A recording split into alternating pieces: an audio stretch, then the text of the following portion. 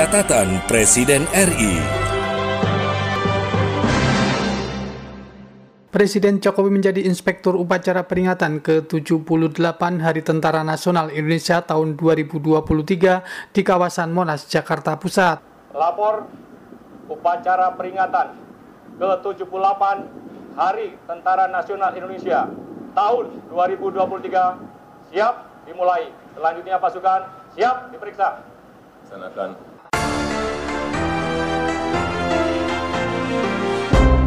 Presiden Jokowi setujui pengunduran diri Syahrul Yassin Limpo sebagai Menteri Pertanian. Surat pengunduran diri dari Pak Menteri Pertanian.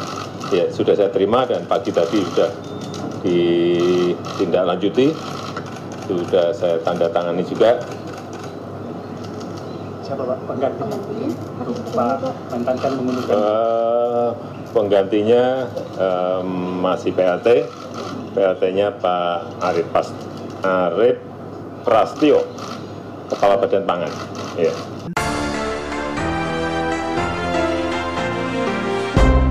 Inilah catatan Presiden RI, catatan tentang kegiatan Presiden Jokowi dalam menjalankan roda pemerintahan dan kenegaraan pada pekan ini. Masih bersama saya Musli dan Hutomo Budi, inilah catatan Presiden RI selengkapnya.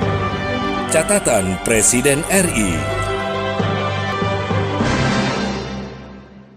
Senin, 2 Oktober 2023, Presiden Joko Widodo meresmikan beroperasinya kereta cepat Jakarta-Bandung di Stasiun Halim, Jakarta Timur. Presiden mengatakan, WUS merupakan singkatan dari waktu hemat, operasi optimal, sistem hebat. Kereta cepat Jakarta-Bandung ini merupakan kereta cepat pertama di Indonesia dan juga pertama di Asia Tenggara dengan kecepatan 350 km per jam. Dan kereta cepat ini kita namakan WUS, W-H-O-O-S-H,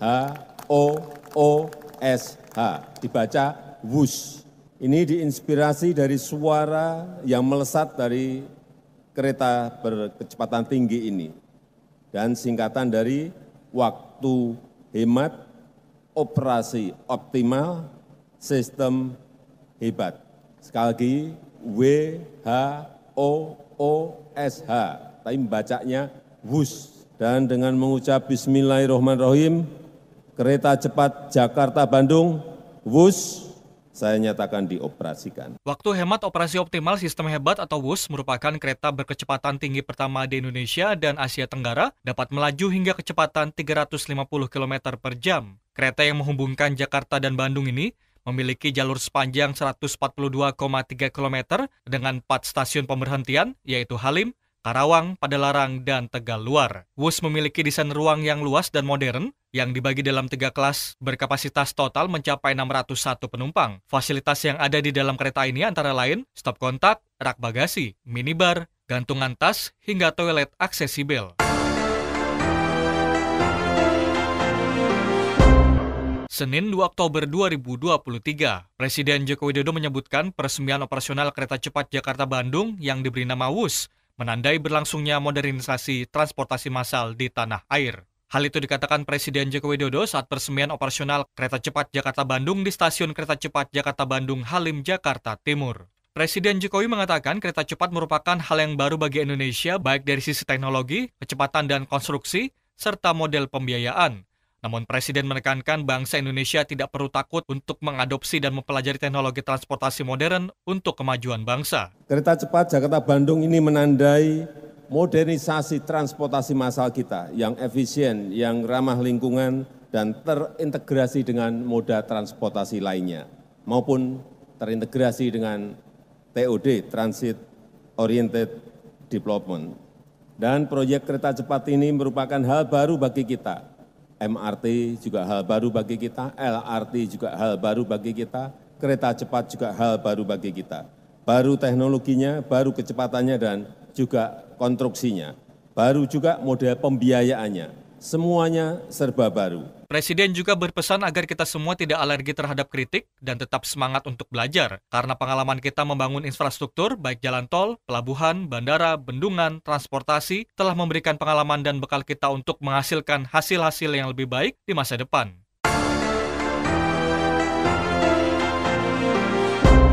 Senin 2 Oktober 2023, Usai meresmikan kereta cepat Jakarta-Bandung, Presiden Joko Widodo mengatakan bahwa adanya moda transportasi kereta cepat Jakarta-Bandung merupakan salah satu komitmen pemerintah untuk memberikan pelayanan kepada masyarakat. Presiden menyebutkan masyarakat dapat mencoba kereta cepat Jakarta-Bandung secara gratis sampai dengan pertengahan Oktober 2023. Yang paling penting, rakyat dilayani dengan baik, rakyat dilayani dengan cepat. Karena fungsi transportasi massal itu di situ, bukan untung dan rugi. MRT, ya supaya tahu semuanya, MRT itu subsidi dari pemerintah DKI itu 800 miliar. Itu baru satu jalur pendek. Nanti semakin panjang, tapi itu memang fungsi pemerintah, memberikan pelayanan pada masyarakat dengan transportasi massal sehingga tidak semuanya naik mobil pribadi, naik kendaraan pribadi. Di semua negara yang seperti itu, LRT ya coba dicek. Hanya kita mempunyai skema yang berbeda-beda. Presiden Joko Widodo kembali menyampaikan pemerintah terus berupaya untuk menciptakan sistem transportasi massal terintegrasi, termasuk kereta cepat yang diintegrasikan dengan moda transportasi lainnya. Presiden menekankan keberadaan moda transportasi kereta cepat dapat menjadi salah satu opsi untuk memudahkan mobilitas masyarakat. Selasa, 3 Oktober 2023, Presiden Joko Widodo membuka Rakernas Korpri 2023 di Jakarta. Presiden Joko Widodo menekankan bahwa dengan anggota mencapai 4,4 juta jiwa, Korps Pegawai Republik Indonesia atau Korpri adalah kekuatan besar penentu kemajuan bangsa. Presiden Joko Widodo mengibaratkan birokrasi sebagai mesin yang menggerakkan kendaraan pemerintah. Untuk itu dibutuhkan mesin dengan tenaga yang kuat, efisien, dan adaptif terhadap perubahan dan tantangan global. Menjadi kekuatan besar penentu kemajuan bangsa.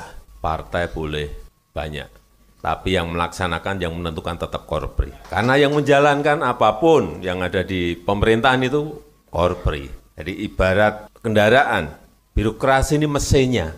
Mesin, betapa sangat pentingnya. Dan kita membutuhkan mesin dengan tenaga yang kuat, yang efisien, yang tidak menyebabkan bensin itu boros, yang tidak segera panas, tidak mudah panas, ngebut tapi adem terus. Yang dibutuhkan sekarang itu. Dan tahan banting karena perubahan dunia sekarang ini hampir tiap hari. Sebab itu saya ingin ekosistem kerja ASN itu harus memacu. Ini sering saya sampaikan, harus memacu orang untuk berkinerja, memacu orang untuk berprestasi, memacu orang untuk berinovasi. Dalam kesempatan ini, Presiden menyampaikan mengenai pembangunan Indonesia sentris yang tengah dilakukan oleh pemerintah demi pemerataan perekonomian masyarakat. Saat ini, lanjut Presiden, perekonomian Indonesia terpusat di Pulau Jawa dengan kontribusi terhadap produk domestik bruto nasional mencapai 58%.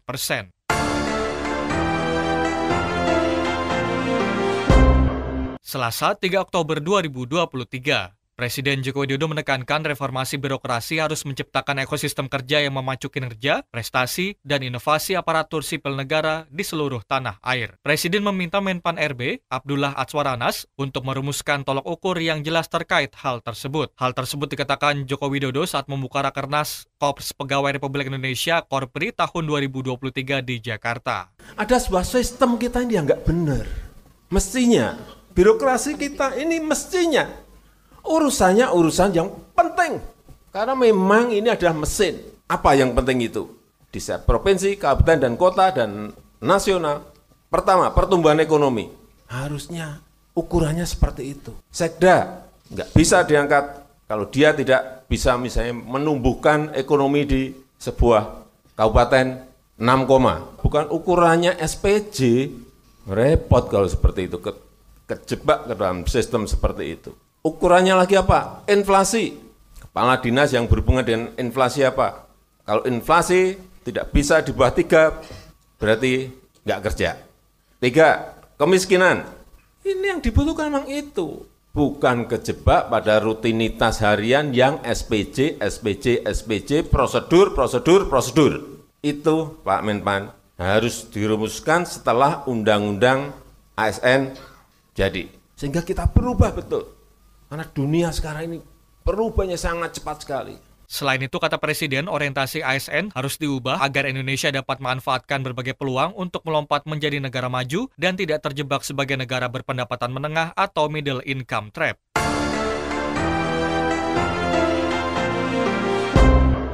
Selasa 3 Oktober 2023, Presiden Joko Widodo memimpin rapat terbatas tentang mitigasi dampak fenomena El Nino di Istana Merdeka, Jakarta. Presiden meminta jajarannya untuk melakukan pemetaan secara komprehensif persoalan yang terkait dengan dampak fenomena El Nino di tanah air, mulai dari kekeringan, kekurangan air bersih, gagal panen, hingga kebakaran hutan dan lahan. Hal itu dikatakan Menteri Lingkungan Hidup dan Kehutanan Siti Nurbaya dalam keterangannya usai mengikuti rapat terbatas tentang mitigasi dampak fenomena El Nino. Intinya arahan yang terhadap Bapak Presiden ada 3 hal. Pemetaan persoalan secara komprehensif, fokus untuk strategi tersedianya air, dan yang ketiga, daerah sentra produksi pangan agar dicek terus-menerus untuk kecukupan air. Dari rapat, beberapa menteri melaporkan, tadi Menteri PU melaporkan bahwa dari kurang lebih 114 danau, kemudian 323 situ, ramo maupun embung, itu kira-kira antara 60-80% masih efektif, jadi masih bisa teratasi. Dan dilaporkan oleh para menteri dan kepala lembaga tadi terkait dengan pertama persoalan kekeringan. Kemudian air bersih yang dirasakan mungkin kurang di beberapa tempat. Air untuk keperluan pertanian juga dianggap kurang. Harus hati-hati terhadap kondisi gagal panen. Siti Nurbaya menyebutkan Menteri PUPR Basuki Hadi Mulyono telah mengidentifikasi sumber-sumber air untuk menyuplai air, terutama untuk lahan pertanian. Sementara itu, Wakil Menteri Pertanian Wamentan Harfiq Hasnul Kolbi mengatakan, saat ini persediaan pangan di tanah air masih dalam kondisi yang cukup. Sementara untuk mengantisipasi dampak dari penurunan produksi beras, lanjut Wamentan, pemerintah sudah melakukan sejumlah upaya, diantaranya dengan melakukan impor beras untuk cadangan beras pemerintah.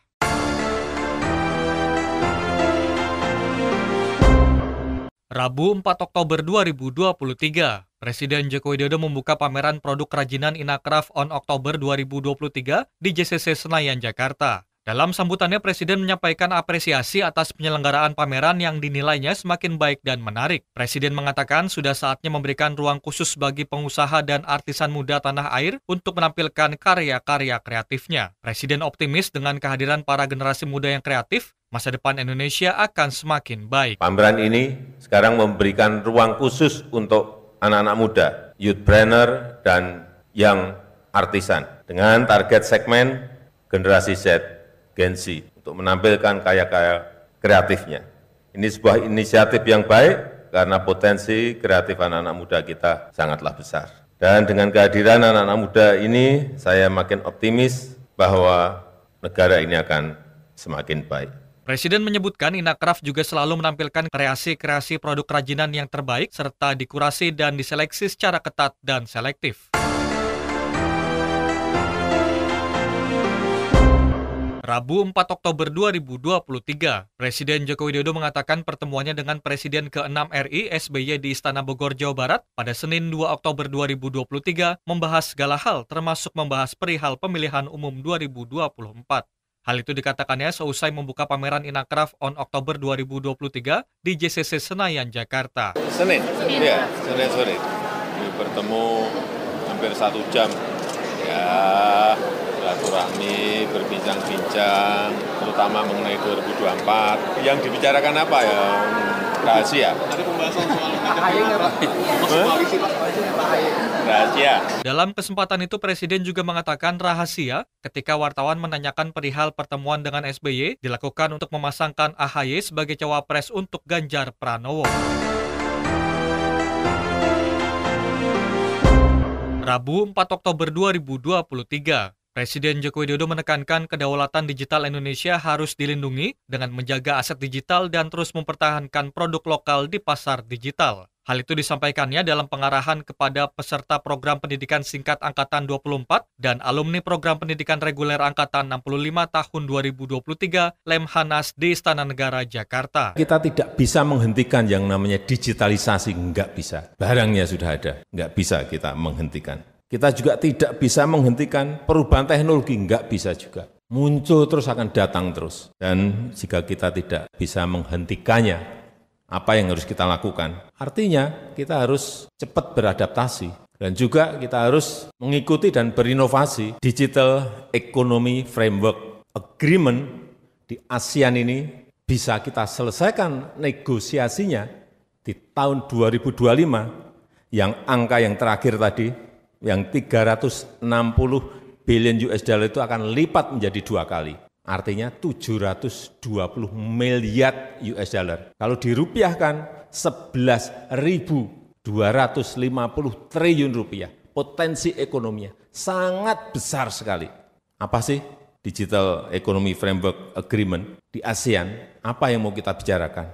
Ya, mengenai aturan perdagangan digital. Kita harus menyiapkan ini. Saat ini, kata Presiden, 123 juta masyarakat menjadi konsumen di pasar digital yang 90%-nya barang berasal dari barang impor. Presiden Joko Widodo mengingatkan masyarakat Indonesia agar tidak terkena penjajahan modern melalui penguasaan ekonomi. Produk Indonesia, tegas Presiden Joko Widodo, harus menguasai pasar dalam negeri, bahkan luar negeri. Kamis 5 Oktober, Presiden Jokowi menjadi Inspektur Upacara Peringatan ke-78 Hari Tentara Nasional Indonesia tahun 2023 di kawasan Monas, Jakarta. Laporan Komandan Upacara kepada Inspektur Upacara dilanjutkan dengan pemeriksaan pasukan.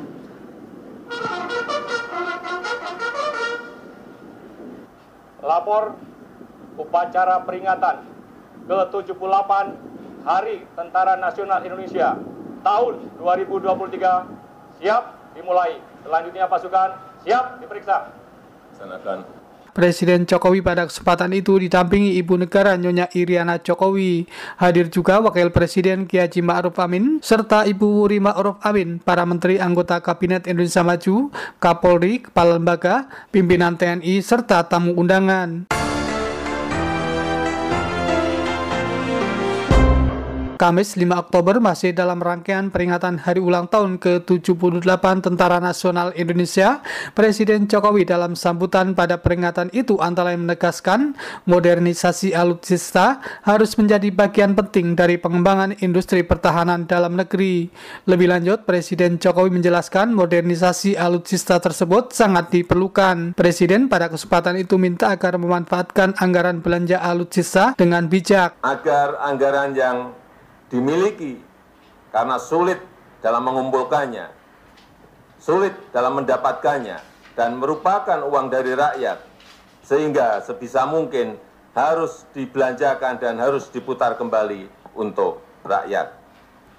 Selain itu, saya juga ingin mengingatkan dunia saat ini sedang menghadapi krisis, utamanya krisis pangan, akibat perubahan iklim dan akibat terganggunya rantai pasok dunia. 22 negara sudah melakukan. Oleh sebab itu saya minta seluruh anggota TNI punya naluri terkait ini, punya kesadaran dan kepekaan terkait ini, karena urusan pangan adalah urusan perut, sangat penting dan penentu stabilitas bangsa. Terakhir, kita ini telah memasuki tahun politik. Saya minta tetap jaga betul kondisi damai. Segera padamkan percikan sekecil apapun. Berikan pemahaman pada masyarakat bahwa beda pilihan itu wajar. Menang dan kalah itu juga wajar. Tetap jaga sinergitas dengan Polri dan tetap jaga netralitas TNI. Dan tetap pelihara watak kasatria. Selalu jadikan sabta marga dan sumpah prajurit pegangan dalam bertindak. Presiden Jokowi serta Ibu Negara Nyonya Iriana Jokowi, Wakil Presiden Kiai Haji Ma'ruf Amin serta Ibu Wuri Ma'ruf Amin dan seluruh tamu yang hadir dalam upacara tersebut juga menyaksikan berbagai atraksi, defile pasukan hingga pawai alat utama sistem persenjataan TNI. Kamis 5 Oktober, Presiden di Istana Merdeka Jakarta menerima Majelis Hukama Muslimin. Setelah mendampingi Presiden Jokowi dalam pertemuan itu, Menko PMK Muhadjir Effendi mengungkapkan kunjungan Majelis Hukama Muslimin tersebut untuk menyampaikan telah diresmikannya kantor cabangnya untuk Asia Tenggara yang dibangun di Jakarta. Itu telah diresmikan kantor perwakilan untuk organisasi ini untuk kawasan regional yaitu Asia Tenggara dan bermarkas di Jakarta. Dan tadi tujuan kehadiran beliau adalah sekaligus untuk melaporkan telah berdirinya markas atau kantor perwakilan tersebut. Kemudian juga yang kedua, Sekjen mengundang akan melaporkan kepada Bapak Presiden bahwa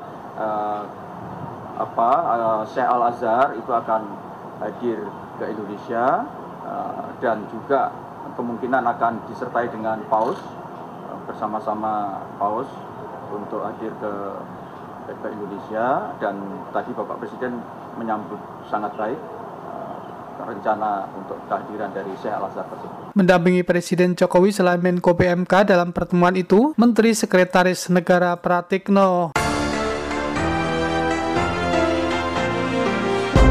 Jumat 6 Oktober, Presiden Jokowi di Komplek Istana Merdeka Jakarta kepada wartawan menyatakan telah menandatangani pengunduran diri Syahrul Yassin Limpo sebagai Menteri Pertanian. Menurut Jokowi, dirinya menunjuk Kepala Badan Pangan Nasional Arief Prasetyo Adi sebagai pelaksana tugas atau PLT Menteri Pertanian.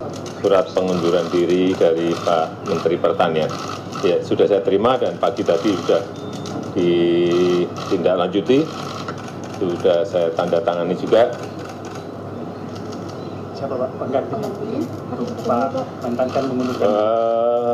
Penggantinya masih PLT. PLT-nya Pak Arief Prasetyo, Kepala Badan Pangan. Ya, sudah. Kenapa Pak Kepala Badan Pangan yang di? Gimana? Kenapa pertimbangannya apa Pak? Pertimbangannya Pak Bapanas yang diangkat jadi PLT. Supaya lebih koordinatif, lebih memudahkan. Karena biasanya kita Bulog, Badan Pangan, Mentan ini, Menteri Perdagangan ini selalu harus satu. Jadi untuk konsolidasi aja biar lebih memudahkan. Kalau saya itu aja. Pak, definitifnya katanya Pak SYL mau bertemu Bapak hari ini, sudah bertemu Pak? Belum. Tapi sudah mungkin baru diatur, tanyakan ke Pak Menseknek aja. Ya. Definitifnya kapan Pak? Mentan definitifnya? Ya secepatnya. Reshuffle Pak? Apanya? Apanya? Nasdem juga atau tidak Pak? Gantinya nanti Pak? Secepatnya. Dari Nasdem nggak Pak? Ada yang diganti secepatnya. Pak, kan ada kasus dugaan pemerasan KPK kepada Pak Mentan ini. Ini Presiden melihatnya seperti apa Pak? Tidak tahu. Ditanyakan aja ke aparat penegak hukum, ke KPK atau ke mana? Kepolisian. Ya. Pak, sekiranya nanti kan belum jelas sampai sekarang kan belum mengumumkan tersangkanya siapa, KPK kan belum mengumumkan. Tanyakan ke KPK, masa tanyakan ke saya? Bapak sebaiknya transparan atau bagaimana sih Pak? Tanyakan ke KPK. Pak, tapi kalau Pak SYL tanyakan ke saya. Kalau Pak SYL mau bertemu, Bapak berarti akan menerima ya? Menyanggupi. Bapak akan menerima ketika Pak SYL mau bertemu dan sudah dijadwalkan. Kalau sudah jadwal saya terima. Kira-kira apa yang mau disampaikan? Ya, arahan. Nggak tahu ketemu. Terima kasih Pak. Nanti posisi Mentan bakal tetap di posisi Nasdem atau koalisi yang lain? Secepatnya kita siapkan. Sehari sebelumnya atau Kamis 5 Oktober, Syahrul Yassin Limpo menyerahkan surat pengunduran diri sebagai Menteri Pertanian. Surat pengunduran itu diterima Menteri Sekretaris Negara Pratikno yang kemudian diserahkan kepada Presiden. Jumat 6 Oktober, Presiden Jokowi di Istana Merdeka Jakarta memimpin rapat intern dengan sejumlah menteri anggota Kabinet Indonesia Maju. Menko Bidang Perekonomian Erlangga Hartarto setelah mengikuti rapat tersebut menjelaskan, dalam rapat itu Presiden Jokowi minta agar pemerintah fokus pada pengetatan komoditas tertentu yang mengganggu pangsa pasar produksi dalam negeri. Hal tersebut, lanjut Erlangga Hartarto, dilatar belakangi adanya keluhan dari asosiasi maupun masyarakat akibat tingginya barang impor di pasar tradisional, sepinya pasar tradisional, serta peningkatan penjual bukan barang dalam negeri di loka pasar. Demikian catatan Presiden RI pada pekan ini. Hutomo Budi dan saya Musli serta tim liputan melaporkan. Catatan Presiden RI.